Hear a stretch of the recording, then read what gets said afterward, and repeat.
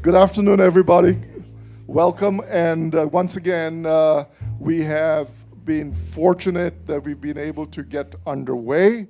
We had a small delay, but the world is full of unexpected things at this point.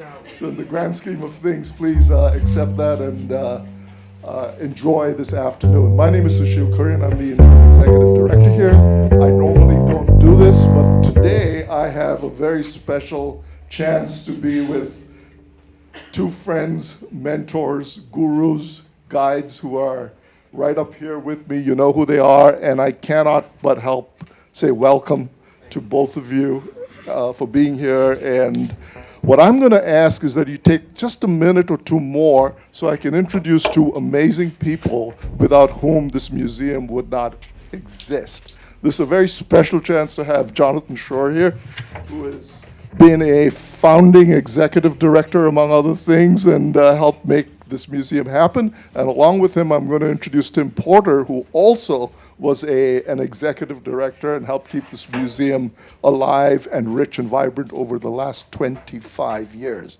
So it's a very special evening. We're just going to have a quick from both these gentlemen.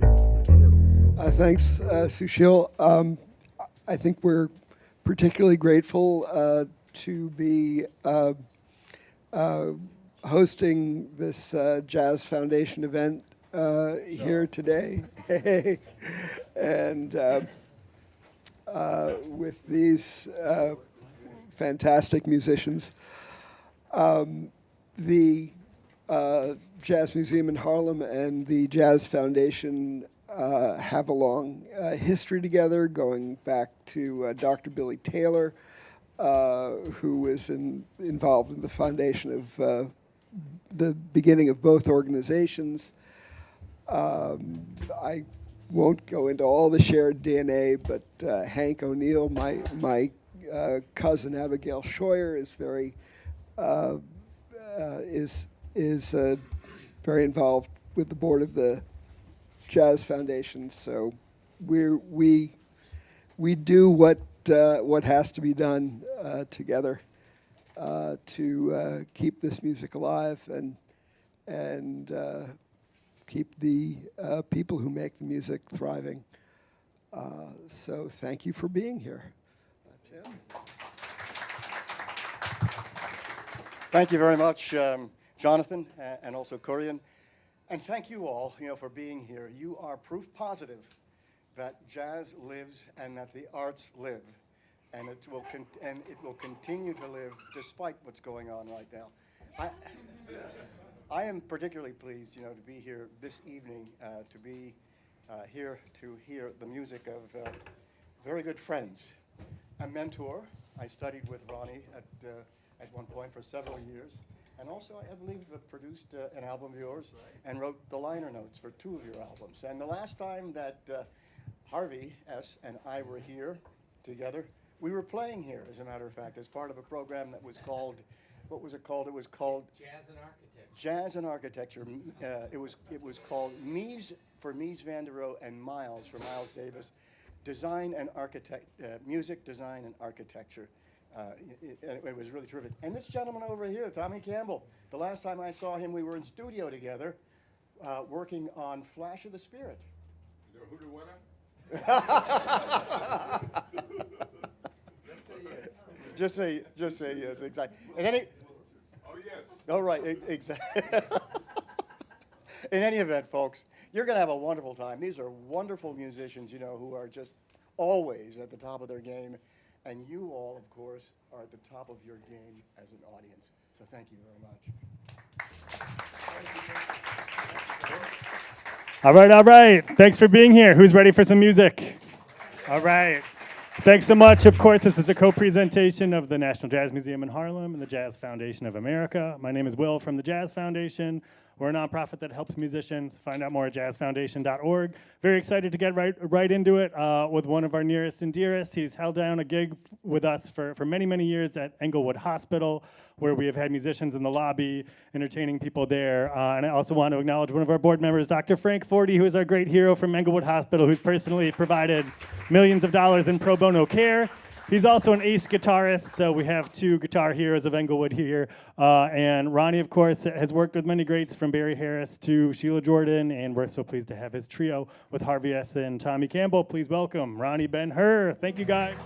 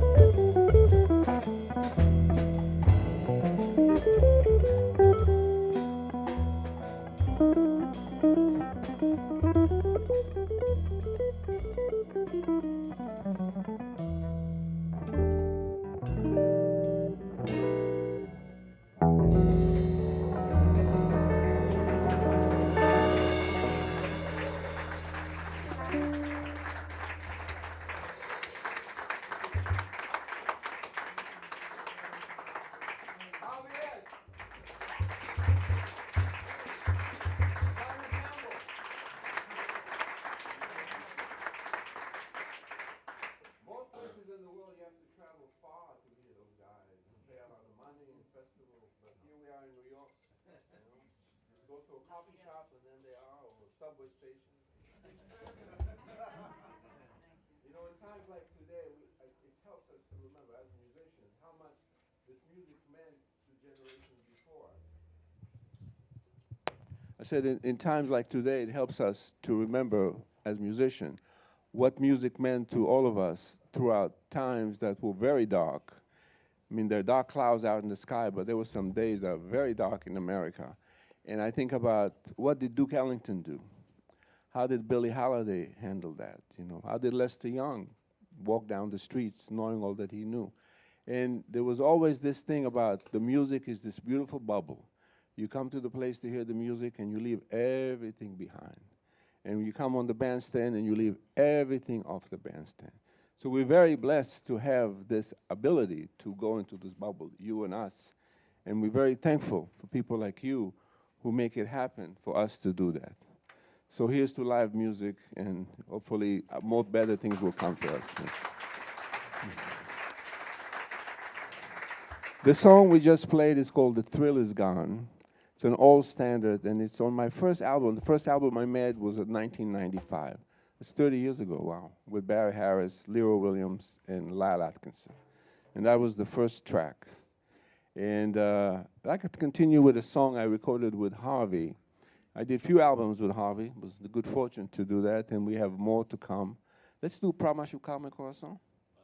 This is a beautiful song by Ari Barroso from Brazil. Many of you know Ari Barroso from his composition, Brazil. Brazil, ba, ba, ba. So, but this is a less known, but I think most of you would know it, you know. And so here it is, Pra Machucar Meu Coração, which means, for it will break my heart.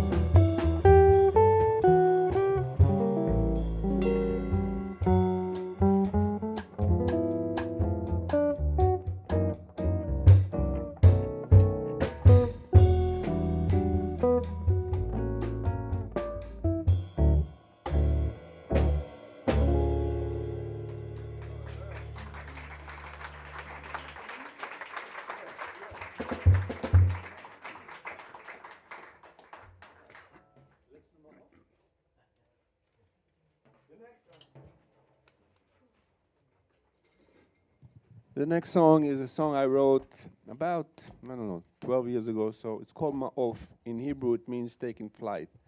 And I wrote it for my daughters when they were still young. And they sure have taken flights, you know.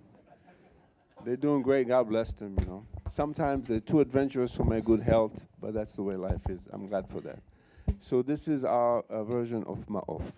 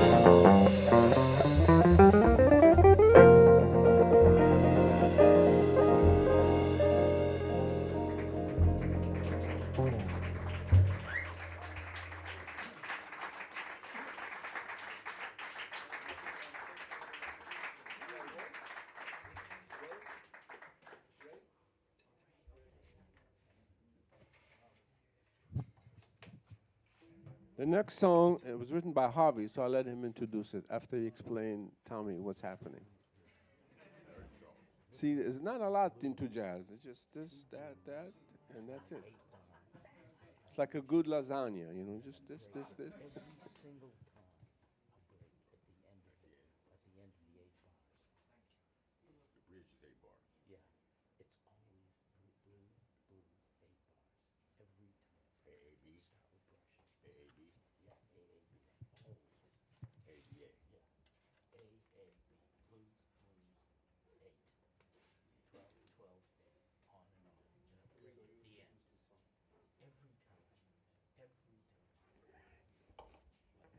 Tomorrow too, Tommy. Every time. Sorry, we're doing a last minute rehearsal here on this tune. This is a piece that Ronnie and I recorded on a CD, and it's a tune that I wrote for one of my heroes on bass, and someone I really admired and only got to meet a few times, but a gentleman by the name of Ray Brown. And yes, one of the greatest bass players and a really nice guy. But anyway, so this is a tune I dedicated to him, and I tried to kind of write it in his style, and it's called Ray.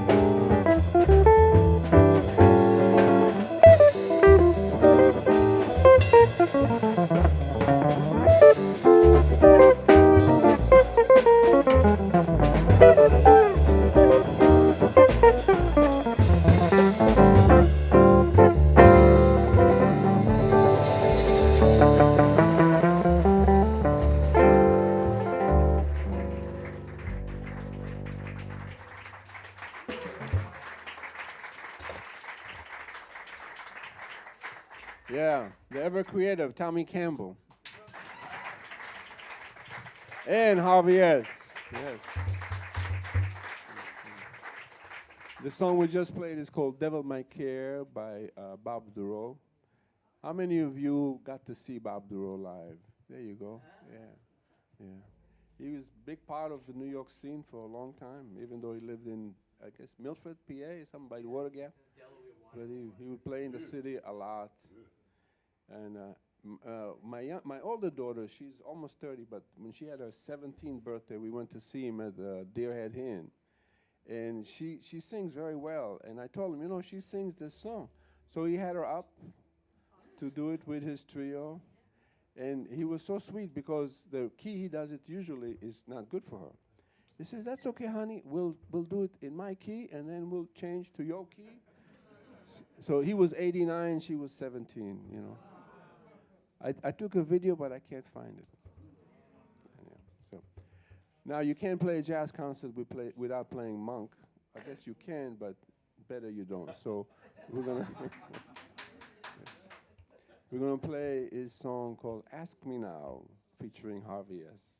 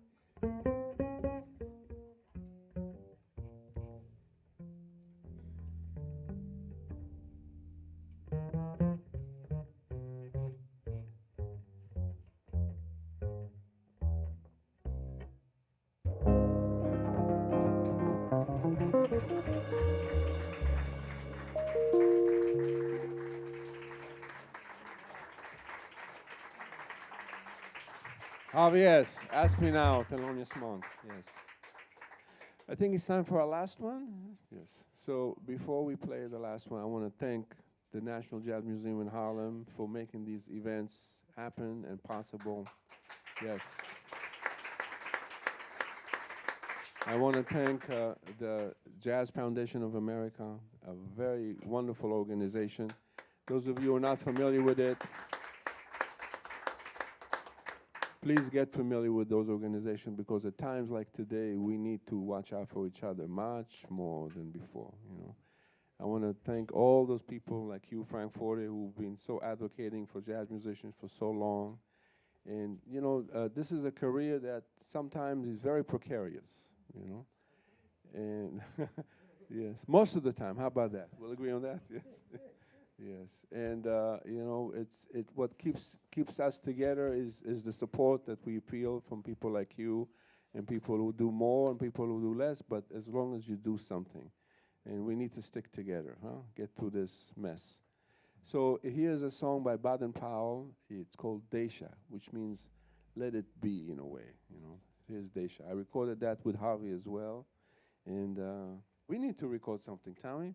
It's about time, don't you think? You think Tommy and I should record something?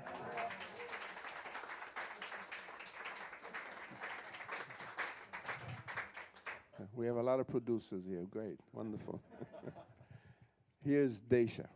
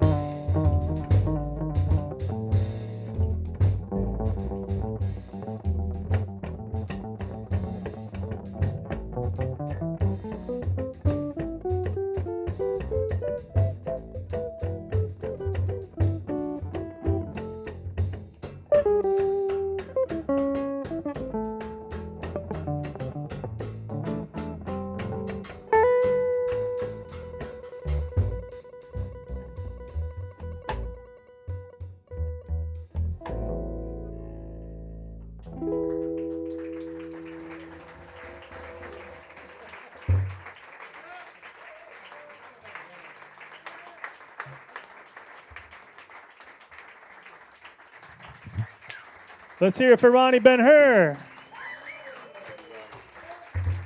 Harvey S. Tommy Campbell. And his bag of tricks. Thank you all for being here.